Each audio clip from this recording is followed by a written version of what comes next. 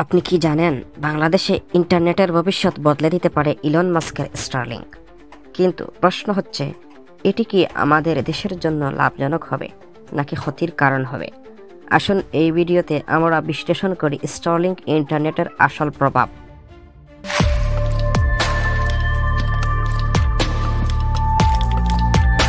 এটি কিভাবে কাজ করে? স্টারলিংক একটি লো অরবিট স্যাটেলাইট ভিত্তিক ইন্টারনেট সার্ভিস যা স্পেসএক্স পরিচালনা করে। এটি অ্যান্টেনা ও রাউটারের মাধ্যমে সরাসরি স্যাটেলাইট থেকে ইন্টারনেট দেয়। মোবাইল নেটওয়ার্ক বা অপটিক্যাল ফাইবারের মতো গ্রাউন্ড স্টেশন নির্ভর নয়।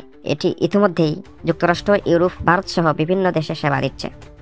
স্টারলিংক এলে বাংলাদেশের কী লাভ হবে? নাম্বার 1, দুর্বল নেটওয়ার্ক এলাকাতেও দ্রুতগতির ইন্টারনেট।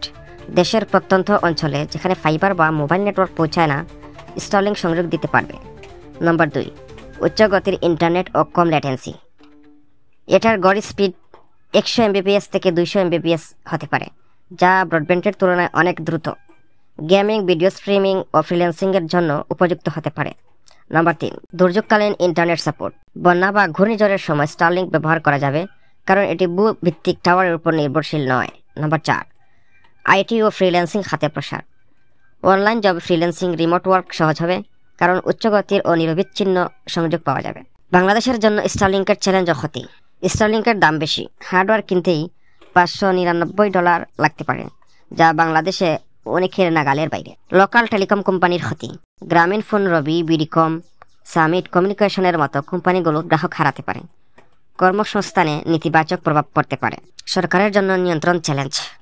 স্টারলিংক সরকারের নিয়ন্ত্রণের বাইরে থেকে ইন্টারনেট দেবে, যা সাইবার সিকিউরিটি ও কন্টেন্ট রেগুলেশনের জন্য নতুন সমস্যা তৈরি করতে পারে। বাংলাদেশে স্টারলিংকের ভবিষ্যৎ আসবে কি আসবে না?